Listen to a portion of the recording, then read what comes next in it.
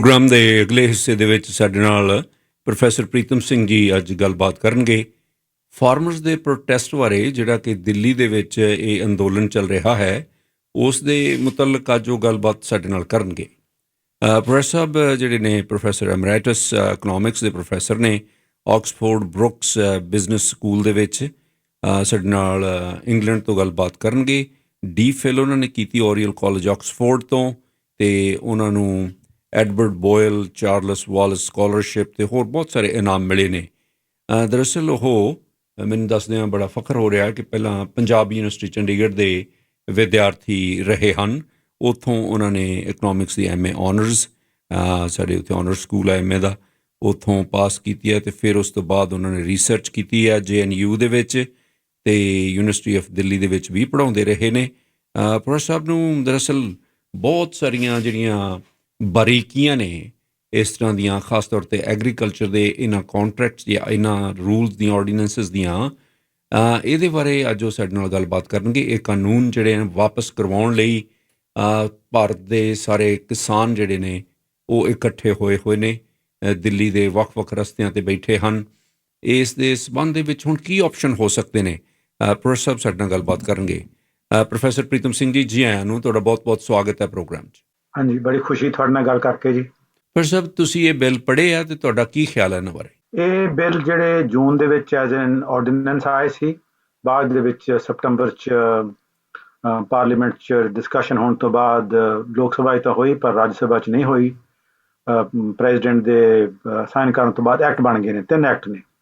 ਉਹਨਾਂ 'ਚ ਇੱਕ ਐਕਟ ਹੈ ਜਿਹੜਾ ਉਹ ਐਗਰੀਕਲਚਰ ਟ੍ਰੇਡਿੰਗ ਬਾਰੇ ਹੈ, ਟ੍ਰੇਡਿੰਗ ਆਫ ਐਗਰੀਕਲਚਰ ਪ੍ਰੋਡਕਟਸ। ਦੂਜਾ ਹੈ ਕੰਟਰੈਕਟ ਫਾਰਮਿੰਗ ਬਾਰੇ, ਜਿਹਦੇ 'ਚ ਪ੍ਰਾਈਸਿੰਗ ਦਾ ਵੀ ਆਸਪੈਕਟ ਆਉਂਦਾ ਹੈ। ਤੀਜਾ ਹੈ essential commodity act. Essential commodity act ਦਾ ਮਤਲਬ ਹੈ ਕਿ ਜਿਹੜੀਆਂ ਕਮੋਡਿਟੀਜ਼ ਨੂੰ ਸਰਕਾਰ ਇੱਕ ਵਾਰ ਡਿਕਲੇਅਰ ਕਰਨ ਦੀ ਐਸੈਂਸ਼ੀਅਲ, ਉਹਨਾਂ ਨੂੰ ਤੁਸੀਂ ਸਟੋਰ ਨਹੀਂ ਕਰ ਸਕਦੇ ਇੱਕ ਲਿਮਟ ਤੋਂ ਜ਼ਿਆਦਾ। ਉਹ ਸਰਕਾਰ ਨੇ ਲਿਮਟਾਂ ਹਟਾਤੀਆਂ ਤਾਂ ਕਿ ਜਿਹੜੇ ਵੱਡੇ ਰਿਟੇਲਰਸ ਨੇ ਉਹ ਵੱਡੀ ਗਿਣਤੀ 'ਚ ਉਹਨਾਂ ਨੂੰ ਸਟੋਰ ਕਰ ਸਕਣ। ਪਰ ਇਹ ਤਿੰਨੇ ਜਿਹੜੇ ਲਾਜ਼ ਨੇ ਆਪਸ ਵਿੱਚ ਜੁੜੇ ਹੋਏ ਨੇ, ਇਹਨਾਂ ਨੂੰ ਅਲੱਗ-ਅਲੱਗ ਸੈਪਰੇਟ ਕਰਕੇ ਨਹੀਂ ਦੇਖਿਆ ਜਾ ਸਕਦਾ। ਉਹਨਾਂ ਦੀਆਂ ਇੱਕ ਦੂਜੇ ਨਾਲ ਤੰਦਾਂ ਜੁੜੀਆਂ ਹੋਈਆਂ ਨੇ।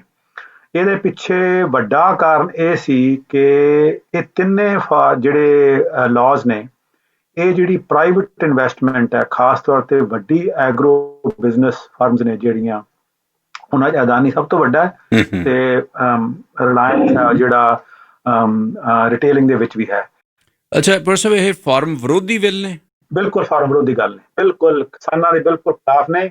ਇਹਨਾਂ ਦਾ ਪਰਪਸ ਇਹ ਸੀਗਾ ਕਿ ਵੱਡੇ ਐਗਰੋ ਬਿਜ਼ਨਸ ਨੂੰ ਪ੍ਰਾਈਵੇਟ ਇਨਵੈਸਟਮੈਂਟ ਇਨਵਿਟ ਕੀਤੀ ਜਾਵੇ ਅਤੇ ਪਬਲਿਕ ਪ੍ਰੋਕਿਊਰਮੈਂਟ ਬੰਦ ਕਰਤੀ ਜਾਵੇ, ਔਰ ਜਿਹੜੀ ਮਿਨੀਮਮ ਸਪੋਰਟ ਪ੍ਰਾਈਸ ਬੰਦ ਕਰਤੀ ਜਾਵੇ, ਤਾਂ ਕਿ ਕਿਸਾਨ ਹੈ ਸਿੱਧੇ ਵੱਡੀਆਂ ਐਗਰੋ ਬਿਜ਼ਨਸ ਕਾਰਪੋਰੇਸ਼ਨ ਦੇ ਨਾਲ, ਇਹਨਾਂ ਨਾਲ ਕੰਟਰੈਕਟ ਕਰਨ, ਉਹਨਾਂ ਨਾਲ ਪ੍ਰਾਈਸ ਐਗਰੀਮੈਂਟ ਕਰਨ, ਉਹਨਾਂ ਨੂੰ ਸਿੱਧਾ ਵੇਚਣ, ਉਹ ਇਹਨਾਂ ਨੂੰ ਟਰਾਂਸਪੋਰਟ ਕਰਨਗੇ, ਉਹ ਇਹਨਾਂ ਨੂੰ ਪ੍ਰੋਸੈਸ ਕਰਨਗੇ, ਉਹ ਇਹਨਾਂ ਨੂੰ ਸਟੋਰ ਕਰਨਗੇ। ਇਸ ਕਰਕੇ ਤਿੰਨੇ ਆਪਸ ਦੇ ਵਿੱਚ ਜੁੜੇ ਹੋਏ ਨੇ, ਔਰ ਸਰਕਾਰ ਨੇ ਜਿਹੜੀ ਕੋਵਿਡ ਐਮਰਜੈਂਸੀ ਆ ਉਹਦਾ ਫਾਇਦਾ ਉਠਾਇਆ ਇਹਨੂੰ ਕਰਨ ਲਈ, ਤਾਂ ਕਿ ਲੋਕਾਂ ਨੂੰ ਪਤਾ ਹੀ ਨਹੀਂ ਲੱਗੂਗਾ ਇਸ ਗੱਲ ਦਾ। ਔਰ ਉਹਨਾਂ ਨੂੰ ਇਹ ਉਮੀਦ ਨਹੀਂ ਸੀ ਕਿ ਕਿਸਾਨ ਐਡੀ ਵੱਡੀ ਗਿਣਤੀ ਦੇ ਵਿੱਚ ਆਪੋਜੀਸ਼ਨ ਕਰਨਗੇ। ਉਹਨਾਂ ਨੂੰ ਇਹ ਤਾਂ ਪਤਾ ਸੀ ਕਿ ਹੋਏਗੀ ਆਪੋਜੀਸ਼ਨ, ਕਿਉਂਕਿ ਉਹਨਾਂ ਨੂੰ ਪਤਾ ਸੀ ਕਿ ਕਿਸਾਨਾਂ ਦੇ ਹੱਕਾਂ 'ਤੇ ਛਾਪਾ ਵੱਜ ਰਿਹਾ, ਪਰ ਇਹ ਨਹੀਂ ਪਤਾ ਸੀ ਕਿ ਐਡੀ ਵੱਡੀ ਮੁਖਾਲਫਤ ਹੋਏਗੀ, ਖਾਸ ਤੌਰ 'ਤੇ ਕੋਵਿਡ ਹੋਣ ਕਰਕੇ। ਤੇ ਹੋਈ ਹੈ ਉਹਦੀ ਲੈਵਲ ਐਡਾ ਵੱਡਾ ਹੈ ਕਿ ਹਿੰਦੁਸਤਾਨ ਦੇ ਵਿੱਚ ਐਡਾ ਵੱਡਾ ਪ੍ਰੋਟੈਸਟ ਕਦੇ ਨਹੀਂ ਹੋਇਆ ਪੋਸਟ ਇੰਡੀਪੈਂਡੈਂਸ ਪੀਰੀਅਡ ਦੇ ਵਿੱਚ। ਈਵਨ ਫਰੀਡਮ ਮੂਵਮੈਂਟ ਦੇ ਵਿੱਚ ਵੀ ਐਡਾ ਵੱਡਾ ਇਕੱਠ ਨਹੀਂ ਹੋਇਆ। ਜਿਹਨੇ ਕਿ ਕਲਾਸ, ਕਾਸਟ, ਰਿਲੀਜਨ, ਸਾਰੇ ਬੈਰੀਅਰ ਨੂੰ ਤੋੜ ਕੇ ਤੇ ਅੱਗੇ ਲਿਆਂਦਾ। ਜਿਹੜੇ ਪੰਜਾਬ ਤੇ ਹਰਿਆਣੇ ਦੇ ਫਾਰਮਰਸ ਨੇ, ਉਹਨਾਂ ਨੂੰ ਮੈਂ ਕਹਿ ਸਕਦਾ ਵੈਨਗਾਰਡ ਨੇ।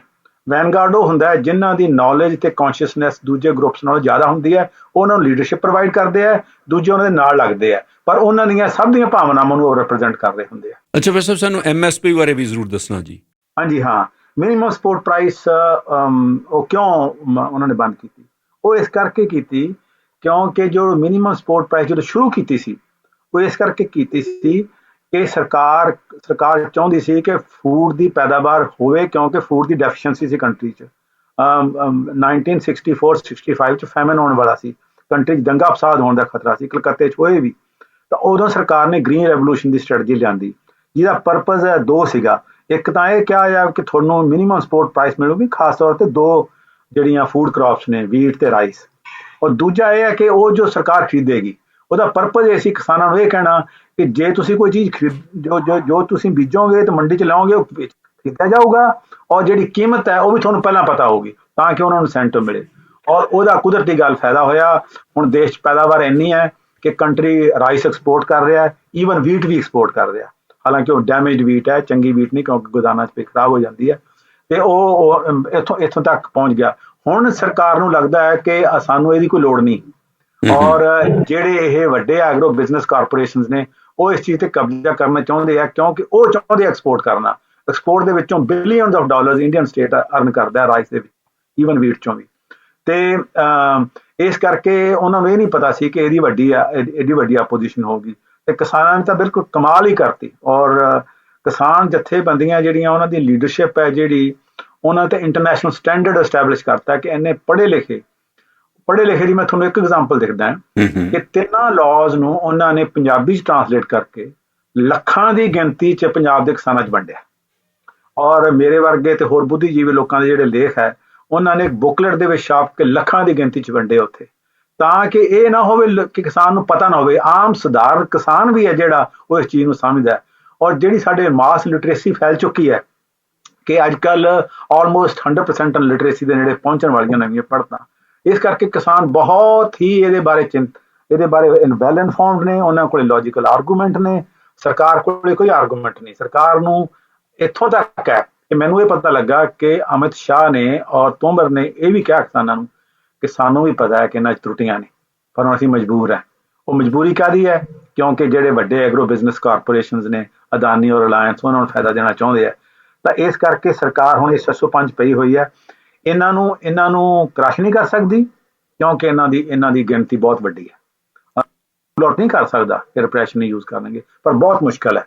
ਔਰ ਪ੍ਰੋਫੈਸਰ ਇਹਦੇ ਵਿੱਚ ਜਿਹੜੀ ਸਟੇਟ ਗੌਰਮੈਂਟ ਸੀ, ਪੰਜਾਬ ਦੀ ਸਰਕਾਰ ਸੀ, ਉਹਨਾਂ ਦੇ ਵੀ ਕੁਝ ਅਧਿਕਾਰ ਨੇ, ਉਹ ਵਾਕਿਆ ਹੀ ਉਹਨਾਂ ਨੂੰ ਬਾਈਪਾਸ ਕਰ ਦਿੱਤਾ ਗਿਆ।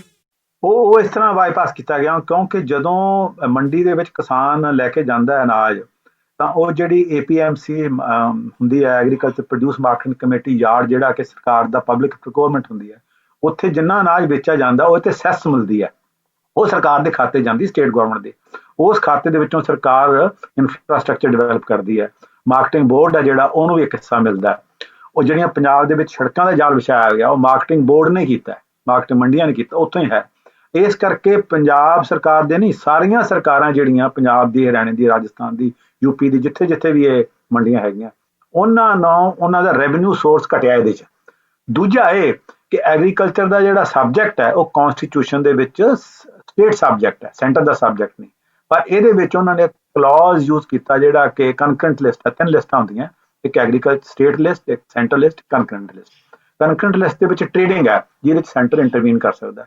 ਉਹਨਾਂ ਨੇ ਟ੍ਰੇਡਿੰਗ ਦਾ ਫਾਇਦਾ ਲੈ ਕੇ ਇਹ ਇੰਟਰੋਡਿਊਸ ਕਰਤਾ। ਤਾਂ ਸਟੇਟ ਗਵਰਨਮੈਂਟਸ ਨੂੰ ਇਹ ਡਰ ਹੈ ਕਿ ਜੇ ਇਹਨੂੰ ਨਾ ਅਪੋਜ਼ ਕੀਤਾ ਗਿਆ ਤਾਂ ਗਾਂ ਆਸਤੇ ਸੈਂਟਰ ਦੀ ਐਗਰੀਕਲਚਰ ਦੇ ਵੀ ਟੋਟਲ ਕੰਟਰੋਲ ਹੋ ਜਾਏਗਾ। ਇਸ ਕਰਕੇ ਸਟੇਟ ਗਵਰਨਮੈਂਟਸ ਵੀ ਇਸ ਗੱਲ ਤੇ ਅਪੋਜ਼ ਨੇ। ਦੂਸਰੇ ਪਾਸੇ ਹੁਣ ਜਿਹੜੀਆਂ ਗੱਲਾਂ ਅਸੀਂ ਸੁਣ ਰਹੇ ਹਾਂ ਪ੍ਰੋਫੈਸਰ, ਵੀ ਸੁਪਰੀਮ ਕੋਰਟ ਇਨਵੋਲਵ ਹੋ ਗਿਆ ਜਾਂ ਹੋਰ ਗੱਲਬਾਤ ਸਾਡੇ ਨਾਲ ਕਰੋ, ਕੋਈ ਅਮੈਂਡਮੈਂਟਸ 'ਤੇ ਸਮਝੌਤਾ ਕਰ ਲਓ, ਇਸ ਕਿਸਮ ਦੇ ਆਪਸ਼ਨਸ ਦੇ ਰਹੀ ਹੈ ਸਰਕਾਰ। ਹੁਣ ਉਹਨਾਂ ਕੋਲੇ ਜੇ ਉਹਨਾਂ ਨੇ ਆਪਣਾ ਫੇਸ ਹੀ ਸੇਵ ਕਰਨਾ, ਜੇ ਉਹ ਰੀਅਲੀ ਅਮੈਂਡਮੈਂਟਸ ਕਰਨਾ ਚਾਹੁੰਦੇ ਆ, ਹੋਰ ਕੀ ਆਲਟਰਨੇਟਿਵ ਨੇ ਸਰਕਾਰ ਕੋਲੇ? ਦੇਖੋ, ਅਮੈਂਡਮੈਂਟਸ ਤਾਂ ਸਰਕਾਰ ਨੇ ਆਫਰ ਕੀਤੇ ਆ। ਸਰਕਾਰ ਅਮੈਂਡਮੈਂਟਸ ਦੀ ਆਫਰ ਕਰਤੀ ਕਿਉਂਕਿ ਸਰਕਾਰ ਨੂੰ ਵੀ ਹੌਲੀ ਹੌਲੀ ਸਮਝ ਆਈ ਹੈ। ਜਦੋਂ ਇਹਨਾਂ ਨੇ ਪ੍ਰੈਜ਼ੈਂਟ ਕੀਤੇ ਆ ਉਦੋਂ ਤਾਂ ਇਹ ਇੱਕ ਸਰਕਾਰ ਨੇ ਨਹੀਂ ਬਣਾਏ ਕਾਨੂੰਨ, ਤਾਂ ਇਹ ਕੰਪਨੀਆਂ ਨੇ ਬਣਾਏ ਆ। ਉਹਨਾਂ ਨੂੰ ਦੇ ਤੱਕ ਤੁਸੀਂ ਪਾਸ ਕਰ ਦਿਓ, ਸਿੱਧੀ ਗੱਲ ਹੈ। ਤੁਹਾਨੂੰ ਮਤਲਬ ਬਿਨਾਂ ਲਕੋਸ਼ਕੋ ਤੋਂ ਮੈਂ ਤੁਹਾਨੂੰ ਸਹੀ ਦੱਸ ਰਿਹਾ। ਤੇ ਹੁਣ ਹੌਲੀ ਹੌਲੀ ਉਹਨਾਂ ਨੂੰ ਸਮਝ ਆ ਰਹੀ ਹੈ ਕਿ ਮਿਨੀਮਮ ਸਪੋਰਟ ਪ੍ਰਾਈਸ ਵਾਲੀ ਵੀ ਗੱਲ ਗਲਤ ਹੈ, ਮਾਰਕੀਟਿੰਗ ਬੋਰਡ ਹੈ ਉਹਨੂੰ ਖਤਮ ਕਰਨਾ ਉਹ ਵੀ ਗਲਤ ਹੈ, ਜਿਹੜਾ ਡਿਸਪਿਊਟ ਰੈਜ਼ੋਲੂਸ਼ਨ ਹੈ ਕਿ ਇਕੱਲੇ ਜਿਹੜੇ SDM ਉਹ ਡਿਸਾਈਡ ਕਰਨਗੇ ਉਹ ਵੀ ਗਲਤ ਹੈ, ਜਿਹੜਾ ਦੂਜਾ ਫੈਸਲਾ ਲੈਣਾ ਉਹ ਵੀ ਗਲਤ ਹੈ। ਉਹਨਾਂ ਨੂੰ ਸਮਝ ਆ ਰਹੀ ਹੈ ਅੰਦਰੋਂ ਅੰਦਰ। ਕਿਸਾਨਾਂ ਨੂੰ ਇਸ ਤੋਂ ਅੱਗੇ ਸਮਝ ਆ ਗਈ। ਕਿਸਾਨਾਂ ਨੂੰ ਵੀ ਜੂਨ 'ਚ ਸ਼ੁਰੂ ਹੋਇਆ ਕੰਮ, ਹੁਣ ਦਸੰਬਰ ਆ ਗਿਆ।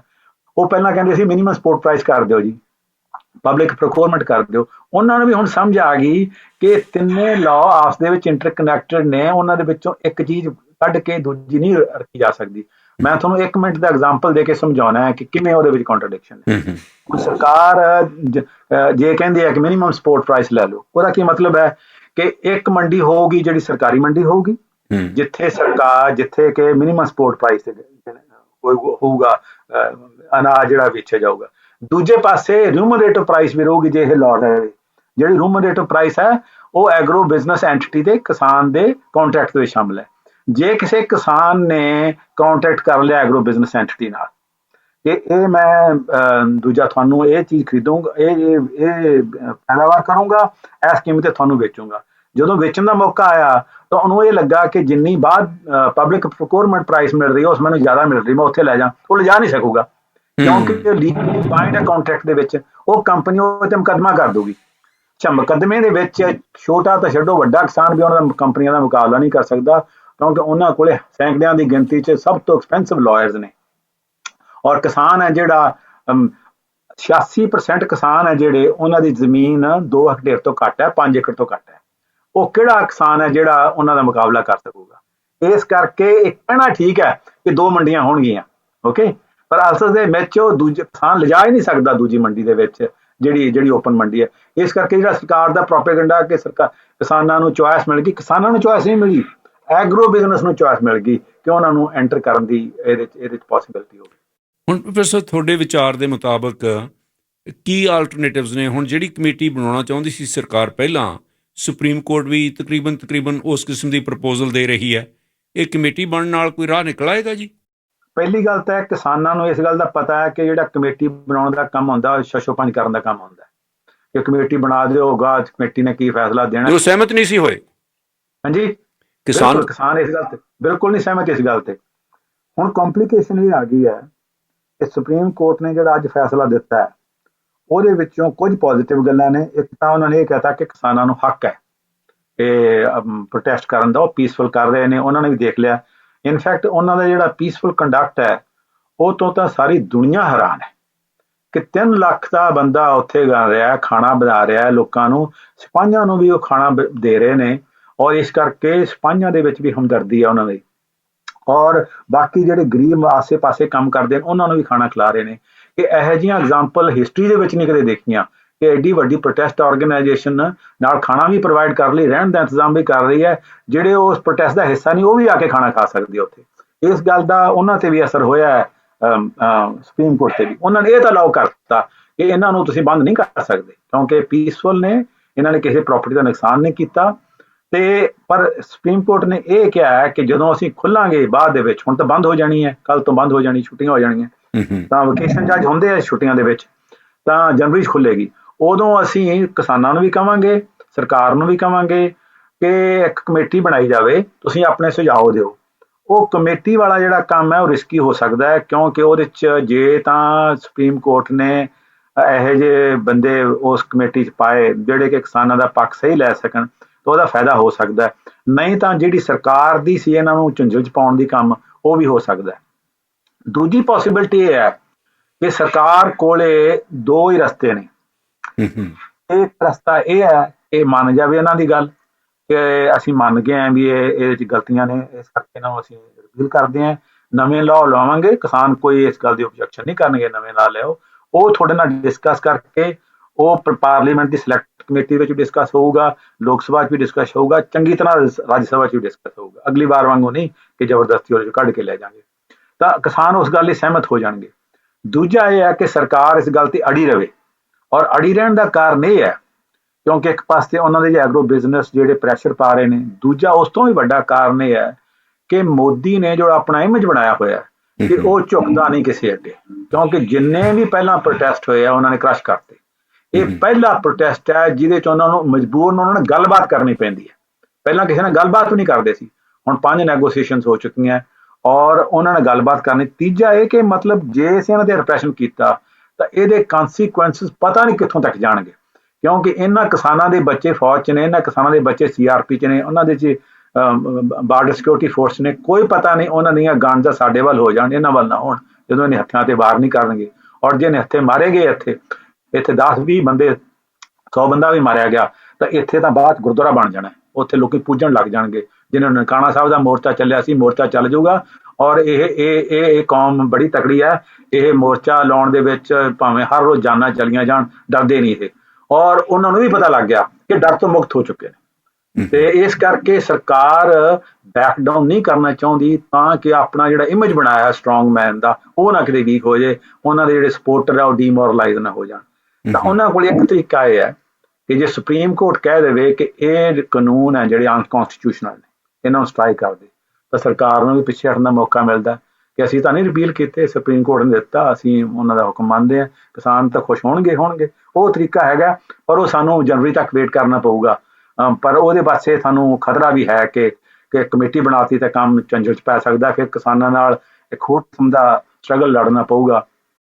ਹਾਂ, ਉਹਦੀ ਦਿਸ਼ਾ ਵਿਰੋਧ। ਸੁਪਰੀਮ ਕੋਰਟ ਪਰ ਸਾਹਿਬ ਹੁਣ ਬੰਦ ਹੋ ਜਾਣੀ ਮੇਰੇ ਖਿਆਲ ਕੱਲ੍ਹ ਨੂੰ, ਤੇ ਜਨਵਰੀ ਤੱਕ ਜੇ ਖੁੱਲ੍ਹਣੀ ਨਹੀਂ ਫਿਰ ਤਾਂ ਇਹ ਬਹੁਤ ਲੰਬਾ ਪੈ ਜਾਏਗਾ। ਸੁਪਰੀਮ ਕੋਰਟ ਕੋਲ ਕੋਈ ਇਹੋ ਜਿਹੀ ਪ੍ਰੋਵੀਜ਼ਨ ਨਹੀਂ ਕਿ ਉਹ ਪਹਿਲਾਂ ਜਿਹੜੀ ਛੁੱਟੀਆਂ ਦੇ ਵਿੱਚ ਵੀ ਕੰਮ ਕਰ ਸਕਣ?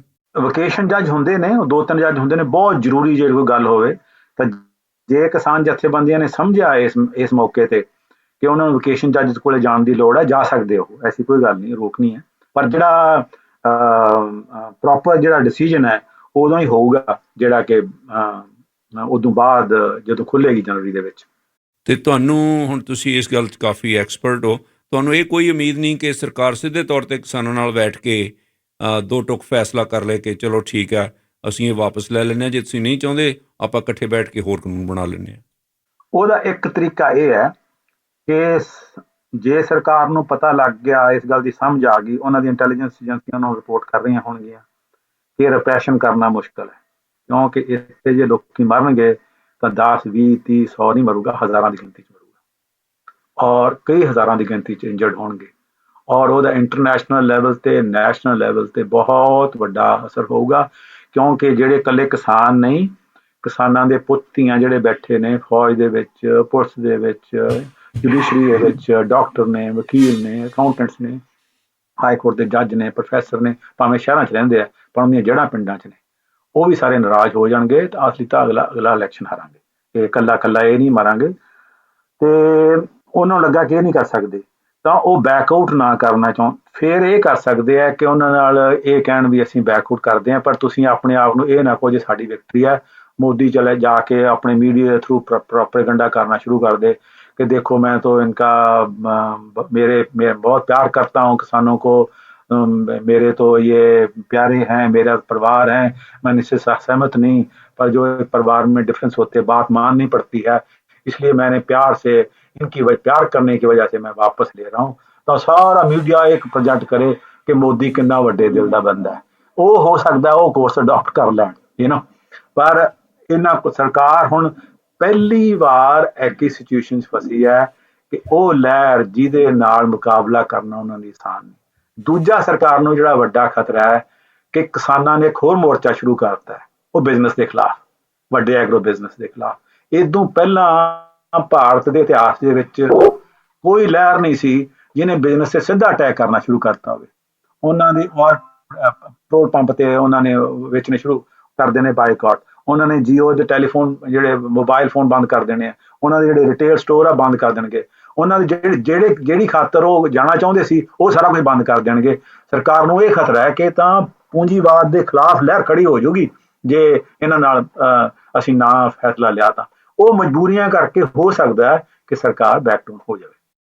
पर साहब बहुत बहुत मेहरबानी थोड़ी, बहुत शुक्रिया जी, थैंक यू।